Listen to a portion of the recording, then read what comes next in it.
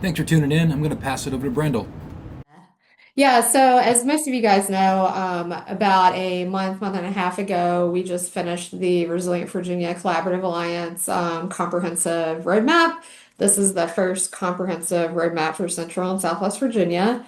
Pretty big deal. We've spent quite a bit of time working on this. We gathered quite a bit of data and input from stakeholders all over Central and Southwest Virginia. So this is really a framework to help align policy, funding, and partnerships throughout the region to help communities build resiliency. So if you have not taken a look at it, I would highly encourage you guys to take a look at it at some point. On our website, I'm going to run through this pretty quickly. It is 150 pages, so it's full of a wealth of information, which we really hope folks utilize because it's got a lot of good information in different sections of the roadmap. Um, why does this matter? So it supports coordinated action. So we essentially have been working on this effort to build a guiding framework. It has a wealth of strategies throughout the document. We've actually broken it down into 7 different frameworks or 6 different frameworks that really get into the nitty-gritty of things. We also want this to be a shared resource for anybody that's a practitioner across various sectors. So, this is a free resource. So we are encouraging people to utilize it however they see fit within their organizations, or however it can help them move their work forward. It also integrates insights and data from various feedback sessions and priority meetings that we had throughout the year, which a lot of you guys contributed to that effort, and we really appreciate that. This is just a quote from the State Resiliency Office on why the RVCA roadmap matters. I'm probably preaching to the choir a little bit with you guys because I know you guys have been in this work for quite some time. So here's the structure of the regional roadmap. It's really broken down into 3 big chunks. The first big chunk is really like what are the stressors and what are the efforts that are already happening throughout the region, as well as regional priorities. That's really like the front end of the regional roadmap. And then the middle of the roadmap really is when you go into these frameworks that I was mentioning. And so there's 6 different frameworks. And we've actually broken those out into individual PDFs where you can go on our website and just download that specific PDF so that you don't have to like look, sort through all the information.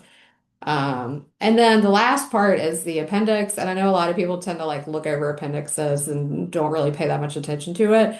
But I would highly encourage folks to take a look at that because that's where we've literally taken all the data, all the quotes, all the information from every single priority meeting and put it in there. You'll find that under the stakeholder input. There's also a lot of definitions in there for anybody that might not be familiar with the resiliency work. There's a lot of really good climate data risk and maps that we gathered throughout the process as well. And then again, there's some more information about current resiliency efforts that are happening in frameworks. And then there's a whole huge section on tools and resources that stakeholders can use however they see fit. So this is some of the key takeaways. I'm not going to read this word for word to you guys, but these were really, some of the big priorities that were coming out of this when we were doing this work. A focus on advancing healthy lands and waters, helping to inform, connect, and create capable communities. And of course, that means a lot of different things to a lot of different folks.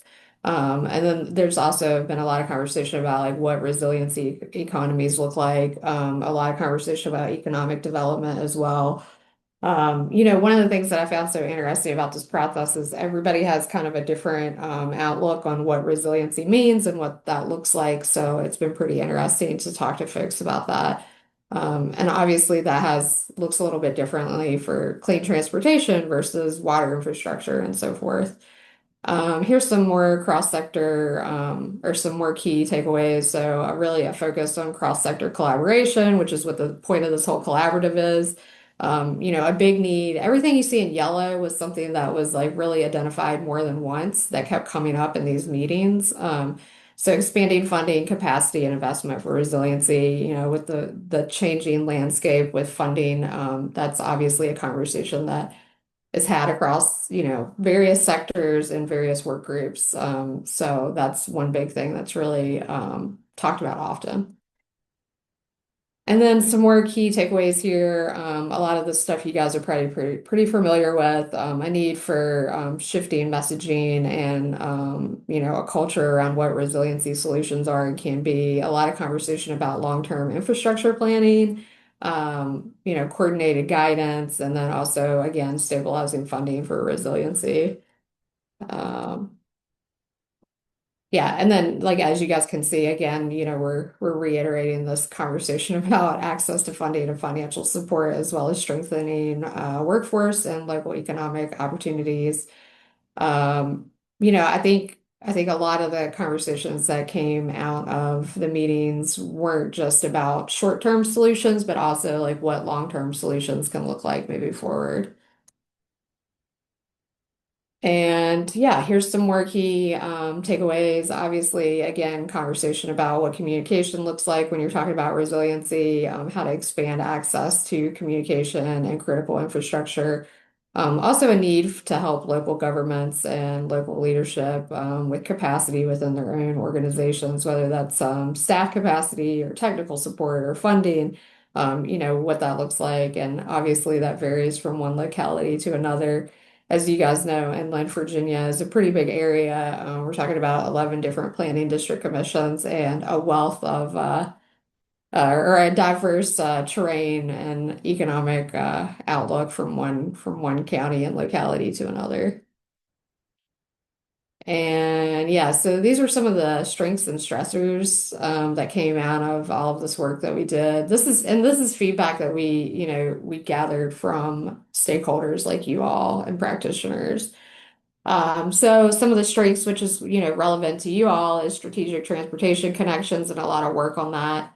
Growth around the networks with colleges and universities. As you guys know, Virginia has a pretty strong university and college environment. We have a lot of higher institutions within the state compared to, some other states.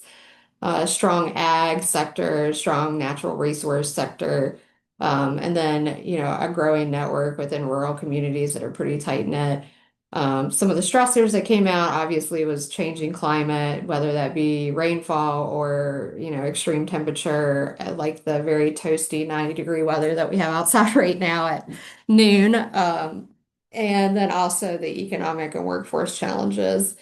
There was also a lot of other things that came out that people were talking about, which isn't, some could argue may or may not be directly related to some of the work that we're doing, but folks did mention a lot of, there was a lot of conversation about limits to healthcare access and gaps in education and broadband. And then again, you'll see that local government capacity constraints, which is the theme that runs throughout.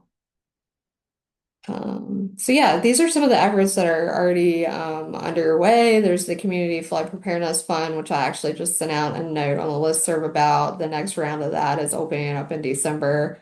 There's some community-driven energy resiliency efforts happening. There's the dedicated resilience funding. There's a lot of different agency tools and programs that are happening, as well as shared science and coordination. So this is just kind of like an overview. If you guys want to get into the specifics of what agency is doing those things or which, finding out more details on that, you can check that out in the document because we've got a lot more details on that. And then, as most of you guys probably know, the state of Virginia now has the resiliency office, which is awesome for the Commonwealth. And we have a new state resiliency officer, Greg Steele, who's been a big supporter of efforts that have been going on in this space. So. And then when you guys are looking at the document, if you haven't already, there's basically 6 different strategies or frameworks that I mentioned earlier. This is what they look like on our website. So if you'll see over here on the left-hand side, there's these different like cover pages for PDFs, and you can actually just download like the specific PDF if this is what you care about. So for example, like governance and coordination, if you're into that and policy, I definitely recommend going into this one. The next one that we've got is this framework for proactive planning approaches. So this really goes into, those planning efforts, whether it's cross-sector planning with different jurisdictions or within specific, planning districts and that sort of thing. And then the third framework that we've got going on our website within the document is the collective, leveraging collective resources. So this is where you're going to find a lot of details and information about specific data, specific funding. Again, we tried to put funding in there that was consistent or ongoing. We tried to, because we knew as soon as we put some of that stuff in here, it was probably going to be outdated or may change. So we tried to put things in here that were most likely to be reoccurring or that sort of thing. Again, that's always changing, which is another thing that's kind of one of the downsides to putting out a document like this, because it's kind of like a new car. The minute you drive it off the lot, the data maybe changes or, the value of it changes and that sort of thing. But yeah, there's a lot of information within here about funding and those sorts of things in this section, as well as data. Trish spent a lot of time on the data section of it, gathering data maps and that sort of thing. And then the next resiliency framework that we've got is a whole section on resiliency hubs. And so if this is something that interests you, I'd highly recommend checking out this section. This section also talks a lot about like what resiliency hubs look like beyond just disaster response. So, for example, I think a lot of people tend to think of resiliency hubs as these like one-off emergency shelters and that sort of thing. But this really goes into how you can build resiliency hubs that are more community centered and more holistic and take the approach of having diversified resources and services and something that can be utilized on an ongoing basis versus just like a proactive response to a disaster. I mean, it also includes that as well, because obviously, post Hurricane Helene, we've seen, why that's important and how to, but this talks a lot about how to integrate that into some of that. So yeah, there's all kinds of examples of resiliency hubs in here that are great if that's something that you're interested in. And then the next framework section within the roadmap is building mutual aid networks. This may or may not be of interest to you folks over in the clean transport sector. But this really goes into like, okay, what is a mutual aid network? Why would you want one? What is it? How can you use it? How can you build it? And that sort of thing. This also talks about like how to build on existing networks and then how to integrate that with some emergency response efforts. Um, so yeah, and then the next one is all about innovative financing. If you guys are interested in, the financing piece of resiliency work, this is really the section to go to. So there's a lot of different examples in here that we've found that we've put in here, like Rise and some of those other folks that are doing this type of work. So yeah, I would definitely recommend checking that out if you're more interested in creative financing. And then, yeah, so this is essentially, like I said earlier, a resource for practitioners. It's really broken down into the, three big areas. We tried to, I'm sure there's some folks or some nonprofits or some organizations that we may have missed, but we tried to be as comprehensive as we could be. The supporting information is where you're going to find that stakeholder input. So that's from all those priority meetings. And again, where you're going to find the data and all of those other strengths and vulnerabilities that I mentioned earlier. And then the directories, we all have a whole list of, if you're looking for information on a specific state agency or you're trying to find something about a specific technical assistance, or maybe you're looking for a certain nonprofit that's in this realm, you can probably find it in that section under directories. Yeah, and then, of course, the frameworks, which is the big chunk of the roadmap is the frameworks. So. But yeah, that was like the very quick down and dirty of the regional roadmap. I'd highly encourage folks to go check it out on our website. We are planning or hoping to eventually turn it into some type of interactive dashboard. Not sure what that looks like right now, but trying to make that more user friendly for folks on the website. And then we are also yeah, just gonna present it. We're happy to present it in more detail to different groups or different folks or associations throughout the state. So if you know anybody that would be interested in learning more about the roadmap, we're happy to like come present at a meeting. We obviously go into a lot more detail, but I was trying to keep it brief since we have some other stuff to talk about today. And then these are the other work groups that you guys are probably pretty familiar with. There's the Ag Food Systems work group.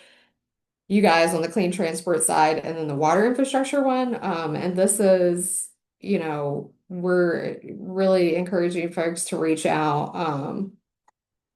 If they want to get involved in those work groups. And then the other thing that I would add is we are getting ready to start an energy work group because the energy work group, that's been a conversation that's been ongoing for quite some time. And there's a lot of intersectionality there with other work groups and other work that's happening within the collaborative. So that group will start in June. And I'll send out a date once we have that date confirmed. So if you know anybody that's interested in that, feel free to send them our way, and we'll have the registration for that up on the website per the usual. So, but yeah, that's pretty much my spiel. If you guys have any questions or Alan, you want to chime in?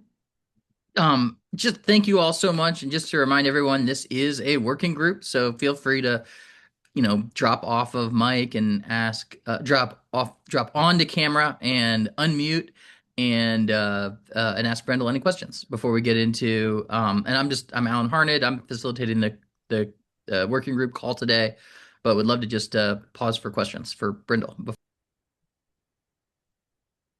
Brendel, you may have hinted at this when the discussion about the presentations and so forth that are upcoming, but are you like, as part of a roadshow or other outreach, are you asking any agencies or PDCs or localities to adopt or make some kind of a formal action to adopt or support the roadmap as part of their planning? I know a lot of us have just completed or are in the process of doing like hazard mitigation planning, for example, and something like that might be integrated or have some sort of formal resolution of support. But I'm not sure if that's sort of on your uh, uh, on the plan for how you're taking this around the state. Yeah, that's a great question.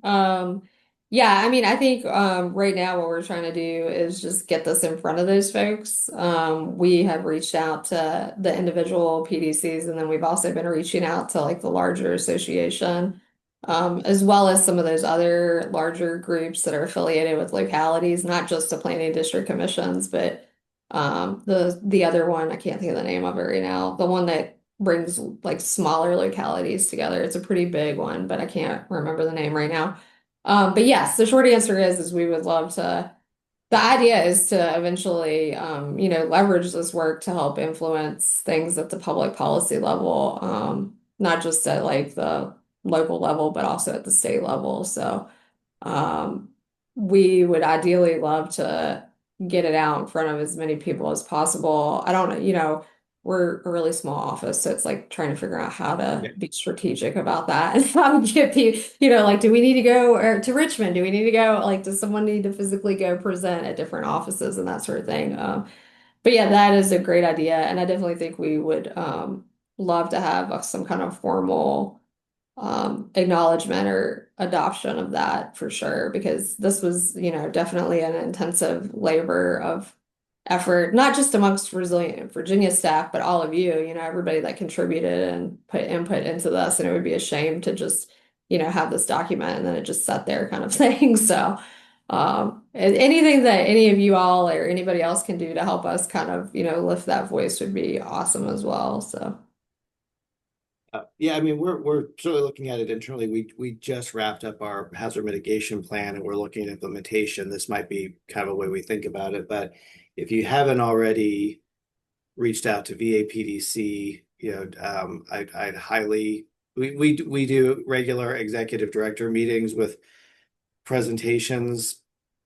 There's a lot of virtual and participation in that. They meet in Charlottesville as kind of the home base, but I think the PDCs would certainly be interested. We're all at various places in this work, and some of uh, us are newer at it. Some of us have been doing it for a lot longer, and I think there'd be an interesting conversation about, what the regional applicability and then just some statewide support and buy-in from the planning district side.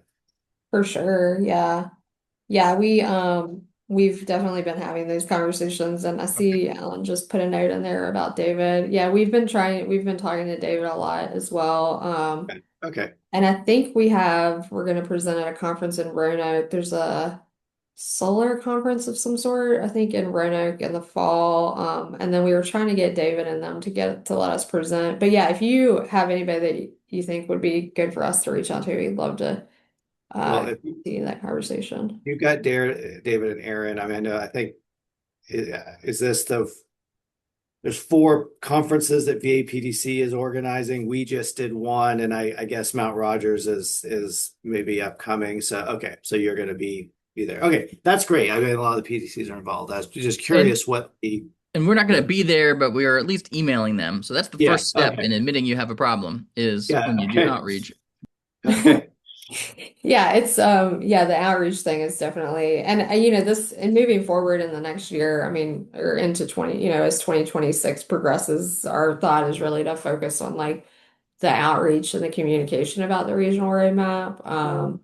And then also like continuing the work of the work groups and trying to get the energy work group up and going. I've had a lot of people that have reached out to me about an interest in the energy work group. And, you know, again, like there's also the conversation about the hazard mitigation emergency preparedness practitioners as well. And there's a lot of like overlap and intersectionality there. So, yeah, trying to figure out like, you know, alignment with all of those. So, but yeah, we would love to get a formal adoption from folks on our roadmap and also pushing it at the state level, which is, you know, a longer term effort as well. Sure. Okay. Thank you. Hey, Brendel, I'll chime in. I got a question. Thanks for sharing this. Definitely have put it on my radar to share with the team here at Virginia Energy. I think something I do have an interest of is that energy group you had talked about. We just recently brought in some more folks to our communications team, and I think they've been asking around for programs and projects to remote. So I think this would be a great thing for them to blast on those socials, and even when the energy group is, Okay. Yeah, if you have awesome. any sort of promotional materials for gathering members or putting that on people's radar. Yeah, for sure. Well, I mean, it's not a secret. I think I can tell you guys. It's so I've got Austin who used to be with you folks, who's now with App Voices, is gonna lead that energy work group, as well as Eric. Can't remember Eric's last name, but he's in the solar space. So those two guys are going to tag team that effort. So yeah, once I get the dates and everything confirmed, I'll definitely reach out to you, Ed, because that would be great if we could get some help on the communication front. So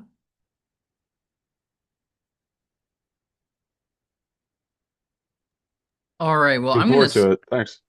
Great. Well, I'm just going to keep the agenda rolling along, and just to avoid me sharing a slide while also looking at a script, I am just going to say welcome again to the Clean Transportation Working Group of Resilient Virginia Collaborative Alliance. I'm Alleyn Harned. I'm the Director of Virginia Clean Cities, and I'm filling in today for the other two work group leads, Tracy Garland and Tara Kestner. Also want to thank everybody for your participation in this working group and for gathering with us. So welcome to our monthly meeting of the Clean Transportation Working Group. Today we do get a exclusive look at the Mid-Atlantic Advanced Transportation Summit and Expo that's coming up in the northern reaches of the Collaborative Alliance territory in Harrisonburg, Virginia, this July. I am excited to introduce you to the conference leader, Matt Wade. Matt is the Deputy Director of Virginia Clean Cities, and in this role, he manages a wide range of our grant portfolio and staff operations, as well as the financial strategies set by both our nonprofit board and James Madison University.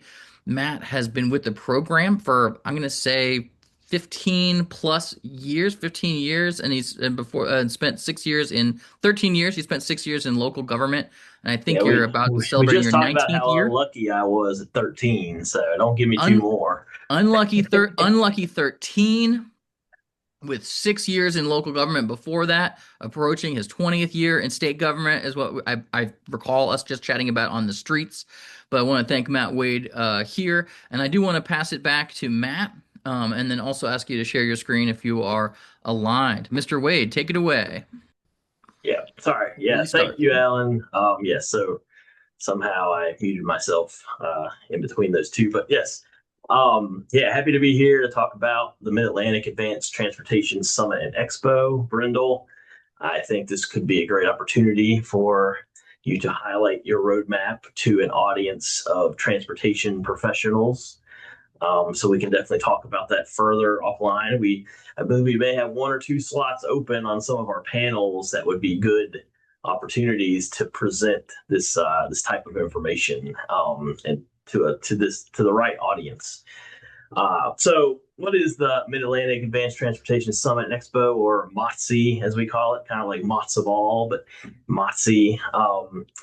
This is a initiative that Virginia Clean Cities is leading as part of a federal Department of Energy grant program to kind of spin up more regional alternative and advanced transportation conferences on the East Coast and the Mid-Atlantic. Right now, the main conferences are out west: Las Vegas, LA, ACT Expo, EV Charging Summit. So we wanted to make sure that we were having some regional focused events and conferences and convenings for fleet professionals, specifically focused on advanced transportation, alternative fuels, clean transportation, those types of things. So all that being said, this is a cooperative program with 6 other Clean Cities coalitions: Ohio, Maryland, Washington, Ohio, DC, Pennsylvania, New Jersey, and West Virginia.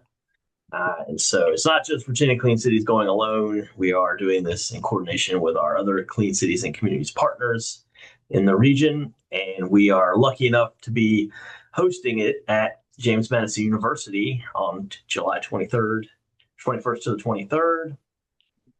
They have allowed us to use the Atlantic Union Bank Center, which is the brand new basketball arena. And we are going to fill it up with alternative fuel vehicles, Class 8 trucks. I see, Cambric Logistics is here. They'll be there with a Volvo VNR electric truck.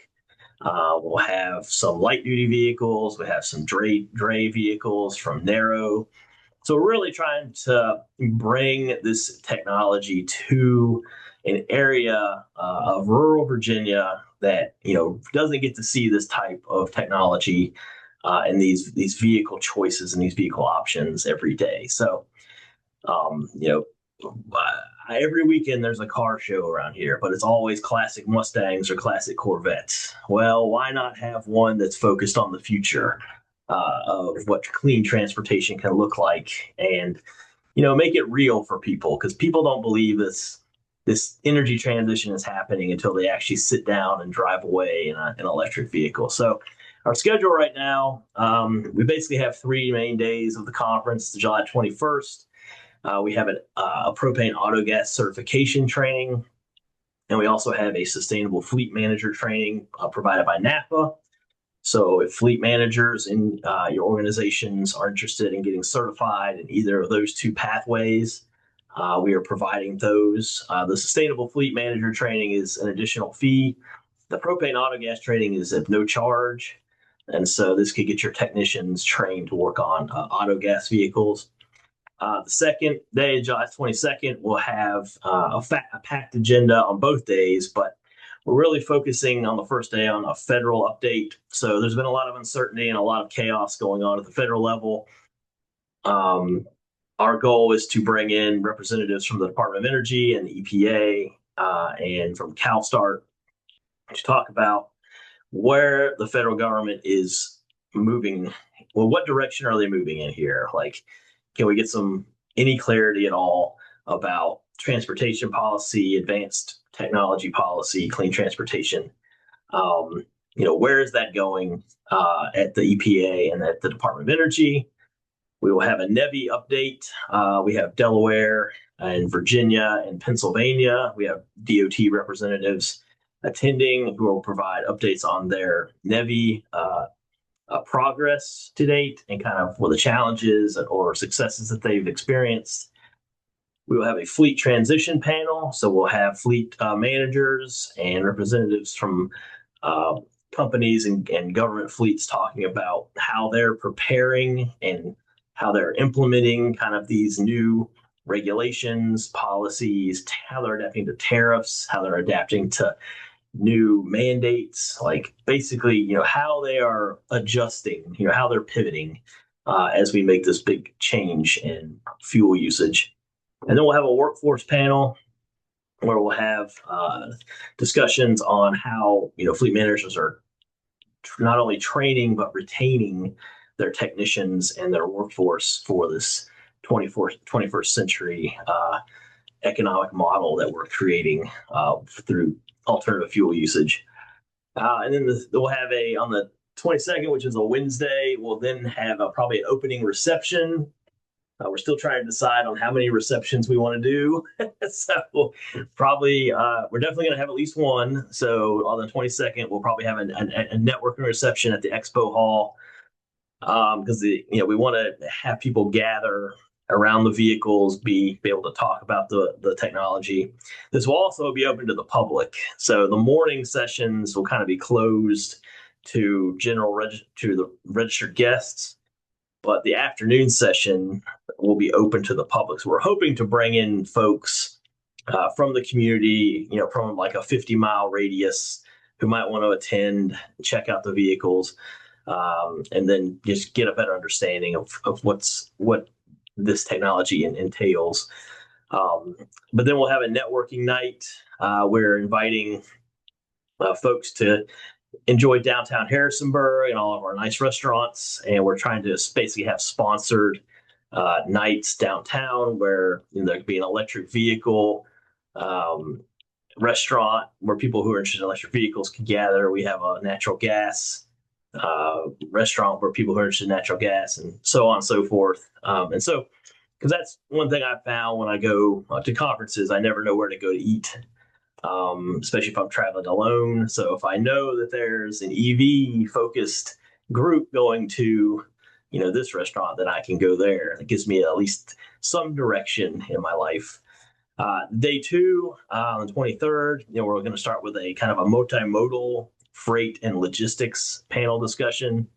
I forgot to mention, we'll also have the new energy czar, Josephus Allman, will be providing some opening remarks. So that was a big win for us to get on his schedule, as well as Tucker Perkins from PERC, who's going to provide some opening remarks on day 2 about the state of propane as an alternative fuel. We'll have welcoming remarks from the new president, Jim Schmidt, at James Madison University. He'll provide kind of a general opening welcome. And then, day 2, freight logistics, fueling infrastructure, like how do you plan for a large scale EV charging depot or a large scale CNG, RNG fueling depot. Like we'll have experts from those fields providing an overview. And then what's really cool is we'll have a new thing that we're just now getting into is sustainable aviation. So we'll have presenters talking about unmanned aerial systems, how airports can be adapted to utilize electric airplanes. We'll have Delta on hand talking about how they use sustainable aviation fuel. And so, we'll have we're trying to capture more of the beyond the road, or as we call it, marine off-road aviation and rail component. And then we'll have a new technologies section where we'll talk about telematics and big data, safety equipment that's coming online, critical minerals, and battery recycling. And then the last day, hey, if you don't want to go home, but you can't stay here, go enjoy the Shenandoah Valley. We've got beautiful scenery, the mountains, the rivers. Massanutton's 10 minutes away if you want to go to the water park or go mountain biking. So we just invite folks to stick around, enjoy their weekend. Hey, if your kids are thinking about college, take a tour of the university. That's a great opportunity for you to check out JMU. And that's not just coming from me as a triple Duke. I recommend at least taking a look at JMU as a possible school for your children. Like I said, we have expert speakers. We have Mike Wraith from NACFE. He's going to talk about the Run on Less program. Jesse Hensley out of Southwest Virginia. We'll have Power Up America talking about EV charging. Caitlin Bedwell with VTTI talking to us about logistics and last mile delivery and dock to door. Karen Jackson, founder and former state official Karen Jackson, Honorable Karen Jackson, I should say, talking to us about unmanned aerial systems. So yeah, just the agenda is basically locked in and filled up. We do have a couple slots still available, but I spent all day Monday basically building web pages for each of the panels. So now they're ready to go. I just have to publish them. Like I said, we'll have a vehicle expo. So we'll have vehicles from, electric, CNG, propane. We're still trying to lock in some biofuels vehicles. No electric airplanes. We just don't have anywhere to land them. That's the problem. So if we could get an electric airplane, I'd probably try to. We have sponsorships that are still available. We have pretty reasonable sponsorship rate for an event of this size. I feel like, a booth is about $1,500 and it gets you in and gets you on the floor of the AU Atlantic Union Bank Center, to display. We also have exhibit only. So we have specialized, I guess, sponsorship packages that can kind of meet anyone's needs. We do have these kind of add-ons, network reception sponsor, lunch sponsor. We will be sending everybody over to the dining hall. So very exciting.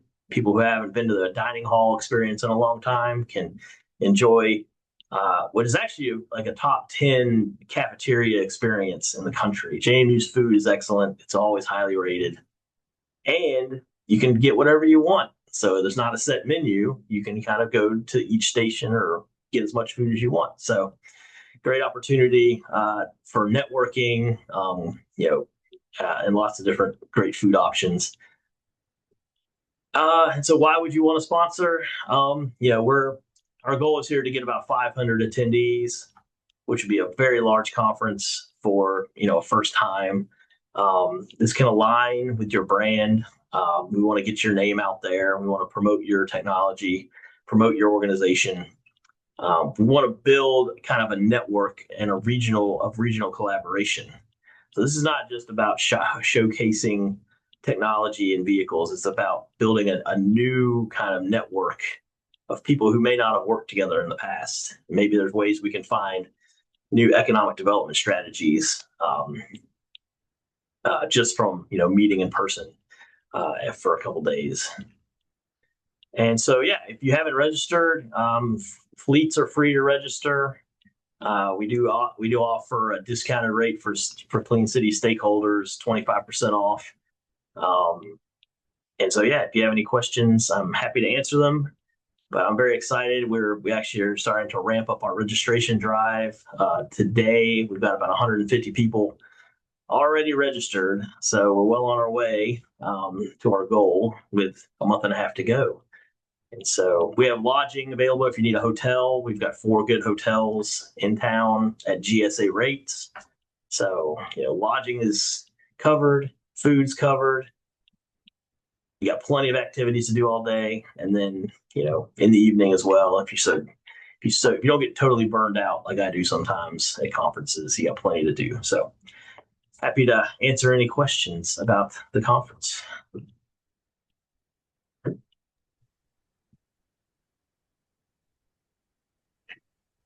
I don't have any questions. I just wanted to kind of get the overview, and it was a very good overview since Camrad will be attending, and I'm looking forward to it. Should be a good opportunity to, as you said, to network and to learn about other opportunities that are out there, not only in Virginia, but also in the western part, since we're here in Southwest Virginia, but also in central and other parts of the Commonwealth as well. So actually looking forward to it. Thank you, Wes. Yeah, we look forward to seeing you up here as well. I don't think if I missed anything.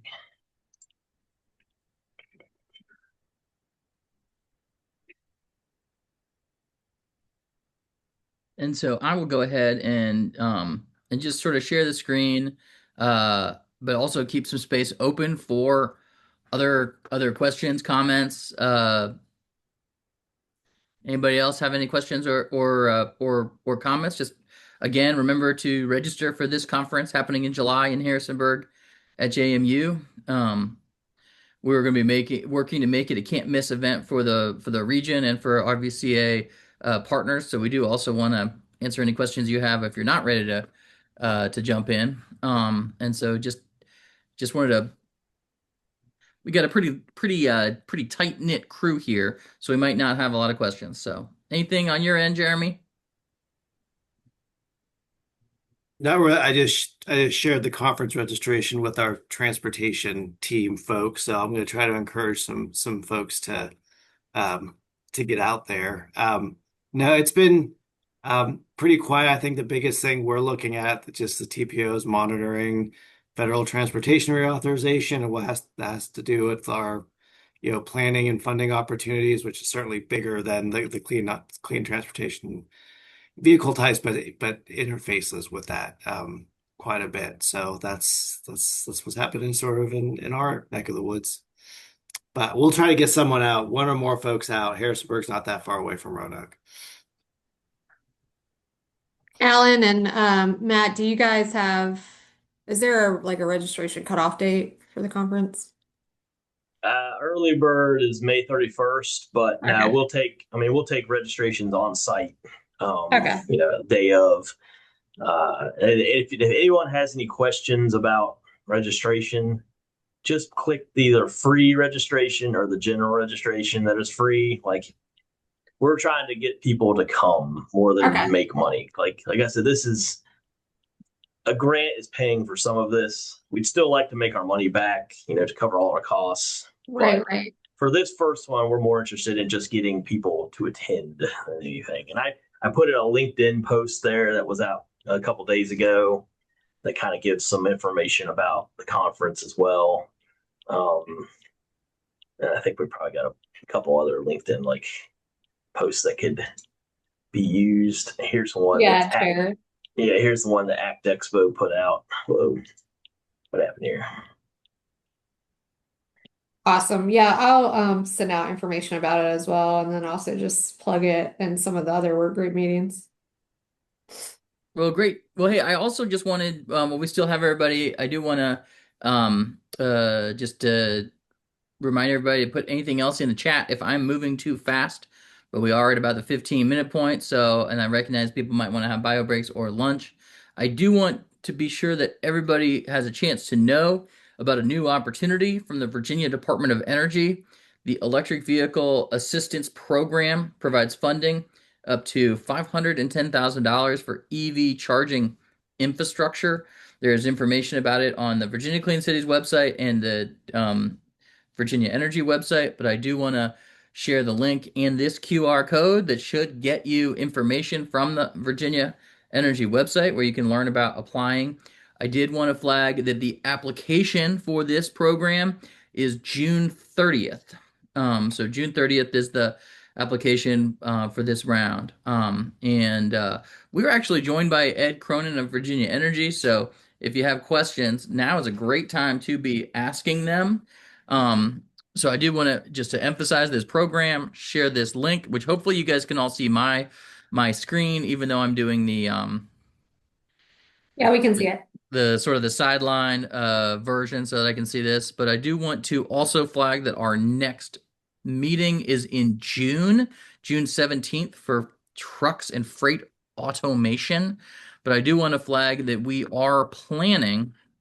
Actually, I'll say our next meeting is June 17th. We're going to talk about heavy duty trucks and the freight industries, talking more about automation and alternative fuels, making an impact on that space. So save that date. But I want to flag that we are planning to skip the July meeting since it falls right in the middle of the time frame of the lead up to this this conference. So I wanted to give everybody back that Zoom time, but encourage everybody to come up for the Mid-Atlantic Transportation Advanced Transportation Summit and Expo. Big thank you to Matt Wade and everybody who joined us today. And we are planning on posting a version of this video to our YouTube channel. We started moving forward with those recordings. So glad to be in this world with everybody. Wanted to open it back up for any final questions or comments. If I understand correctly, the funding that you just put up there, I did look at that, and that's for new infrastructure and establishment. That doesn't apply to pre-existing structure, correct? That is correct. Yeah. However, Wesley, I'd love to talk with you. There is a federal tax credit of 30% up to $100,000 for rural areas of Virginia, as well as disadvantaged areas of Virginia. And that ends up being a lot of Virginia. So it might be possible that there is a federal tax credit for infrastructure that is built before July 1st that you might be applicable for. A lot of grants are sort of forward looking for dollars, so first you sort of see that you fit in the mix, and then you apply, and then if you're awarded, you do the work. So in this case, this would be for future infrastructure. But if anybody has questions about past infrastructure, that federal tax credit does go away on July 1. So now would be the time to just double check that it's applicable for you. It's 30C of IRS tax code for alternative fuel infrastructure. Wesley, if you'd like to have a offline, if you'd like to talk now, but we'd be happy to talk about it, or if you want to talk more about it, we can talk more about it offline. Those 30 CIRS of the IRS tax code. I know that our controllers, she's pretty astute on looking at the tax codes, but I'll run that by her to see if she's actually investigated that, because we did put some infrastructure in, let's say in the last 12 months. So I don't know if that would fall within the time frame or not. But Oh yeah. I'm so glad to talk with you about it, and I want to comment sadly that the IRS is confusing. This is not a easy agency to negotiate through. And so as such, I would be very interested, Wesley, in supporting your comptroller and just talking it through. There's basically there's some rules that are a challenge and some maps that are a challenge, but it would be 30% of the depreciable costs up to $100,000 per alternative fuel infrastructure item.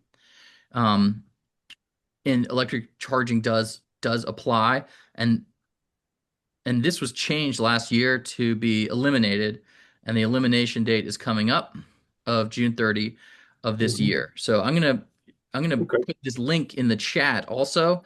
In order to see the chat, I'm just going to close this down. And I would just flag that I really do appreciate the partnership with Resilient Virginia, and that we've been able to have clean transportation working groups like this to talk about these incentives, because transportation energy is Virginia's largest energy sector. It's our largest energy cost. And we're very grateful to have had 2 years of working groups kind of leading on this issue in the region, because people are concerned about those costs. But I'll put that tax credit in the chat, and there's maps as well, and would encourage you to copy that from the chat if you're amenable. Thank you. Yeah, I actually took a screenshot of your screen there as well. So when you were sharing the site, so thank you. And those tax credits, the nation goes through policy cycles where they will review and renew tax credits. Even the ones that do expire, they may have a different Congress in the years ahead that'll renew things. So politics is weird.